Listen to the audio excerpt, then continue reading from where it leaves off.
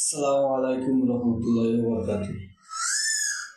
আমি বিএনপির ছোট বড় নেতাসকলের উদ্দেশ্য হইতেছি, যারা 300 ফিট স্লোগান দেখা এয়ারপোর্ট যাইছে গেছ আমার নেতা তারেক রহমানকে দেখতে। এবার আপনার উদ্দেশ্য হইতেছি, বড় বড় বিএনপির ছোট বড় নেতাকর্মীর উদ্দেশ্য হইতেছি, ভাই নেতা আইতাছে 25 তারিখ, সবাই চোখ কান খোলা রাখি ভাই। খালি পুলিশ সেনাবাহিনীর বয়ে আশা আশা করলে হইতো নাই, নিজেরও সচেতন করা লাগবো।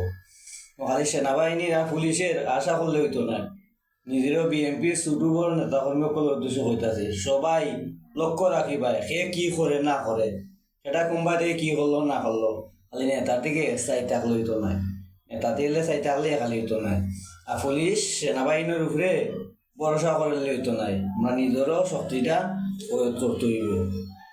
নেতা যখন আইব সবাই চোখ কান খোলা রাখি ভাই। পুলিশ প্রশাসনের উপরে দি মোর সব দায়িত্ব পুলিশ সেনাবাহিনীরে জিবিরে দিলে হইতো নাই, কিছু দায়িত্ব বিএনপি নেতার উপরেও রাখা লাগিব।